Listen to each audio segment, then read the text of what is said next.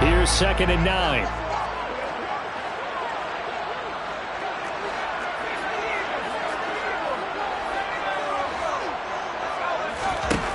From the shotgun, here's Herbert.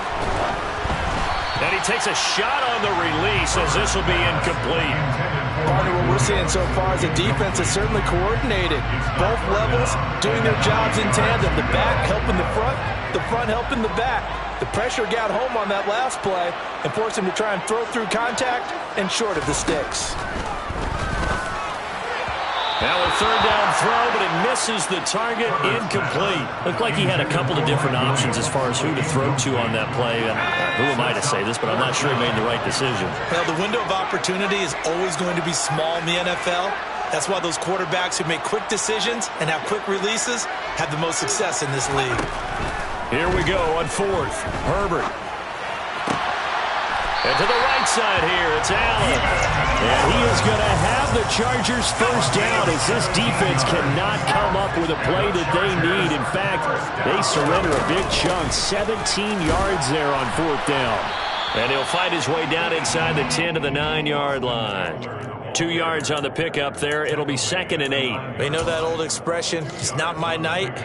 It hasn't been his so far. I don't know if the legs are a little bit heavy. Sometimes having to hang out all day and play doesn't exactly play to your advantage, but it's been a tough go for him. And every time he looks up, somebody's there defensively. That was the same case on that play. Eckler going to get it again on 2nd down. And a nice pickup there. He gets about 5 down to the 4-yard line. Now, the objective there, I mean, yes, the positive gain, that's nice, but work some clock. Yeah, you're exactly right, but the problem for them is still within a possession, so they can't just sit on it running the ball. They have to find a way to throw it effectively as well.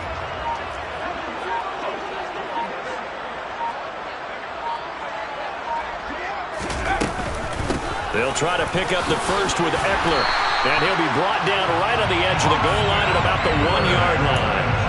And they got 3 yards. That's enough. A conversion, and now it's 1st and goal. How about this offensive line? They're really starting to establish themselves, take over this game. And before the series began, I know exactly what we said in the defensive huddle. Instead, they can't find any traction towards doing that. Right now, they're just getting muscled all over the field and getting pushed down it. And he is not going to go anywhere. They're going to get to him behind the line, and that is going to get us to the 2-minute warning. It's a loss of a yard there, and it's 2nd down. At the Buccaneers' 2-yard line.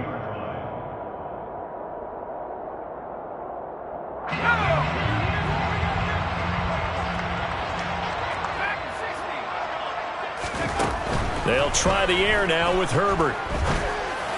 And that one's going to be off target and incomplete. Brandon, some of those windows to throw the football that exist when you're between the 20s, they don't exist when you're this close to the goal line. But as a former DB, I liked it closer to the goal line. Tighter windows made it easier to cover people, actually.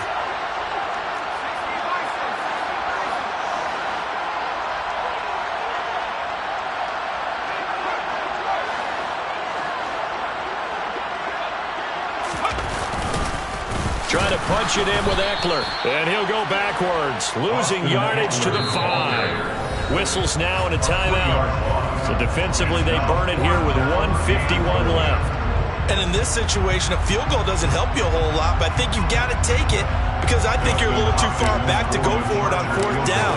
But we also know the offensive coordinator's in the head coach's ear trying to talk him into going for it right here. So they get the 3, but you wonder now, is that going to be enough? Excellent question, because when I look at the smiles on that side of the field, they're a little tight, aren't they? If they had scored a touchdown there, those would be big half-moon grins right now because they feel a whole lot better about their position. And a touchdown in the other direction, all of a sudden they're down. And he is out of bounds as they'll start up past the 30. The Bucs offense set to begin their next possession. And last time, went for it on 4th, didn't get it. We'll see if they can pick themselves up off the mat and do better this go-around. Sometimes I have this vision of coaches writing notes to themselves before a game, and sometimes that note says, be aggressive, stay aggressive. Maybe that's what we saw in the last possession. Yeah, they were very aggressive. This time, will it result in points? We'll find out. So signs of life in what's been a dormant offense in this second half. Here's 1st and 10. And he's going to get across midfield and into Charger territory. 155 yards on the ground for him now as he's gotten better, really, as the night's gone on. 2nd down, back to Fournette. And he'll get it inside the 40 to the 39. The Bucs going to go ahead and use the second of their timeouts, as they'll stop it with just over 40 seconds to go in the game. I know they got a little yardage there, but I'm not sure their investment is right. They're still running the football, and I'm not sure there's enough time to continue to do that. So a good run by Fournette.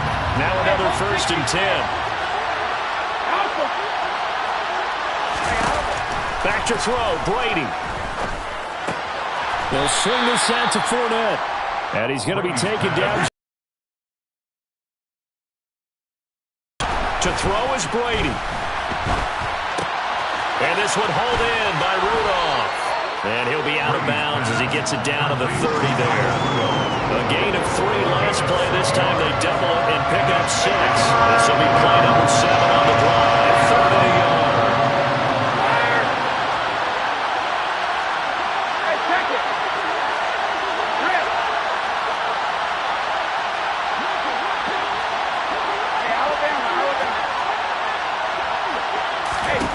Brady to throw.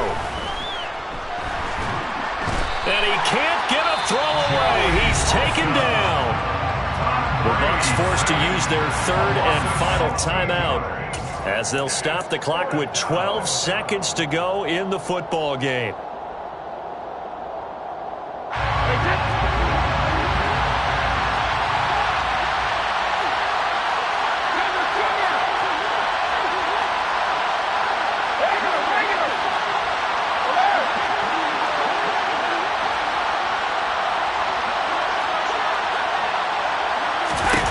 Now Brady got to have this one.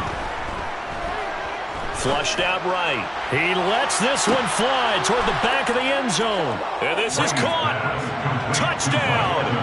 And now they're an extra point away from winning this thing in the final seconds.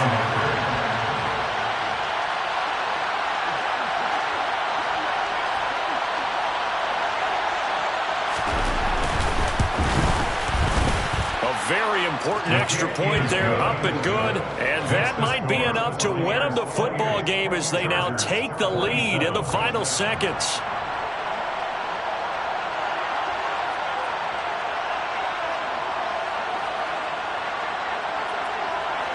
The Bucs ready for the kickoff. And here we go. It's in the air. And the fair catch is taken at about the 13-yard line here. The Chargers take over 1st and 10 at their own 13-yard line.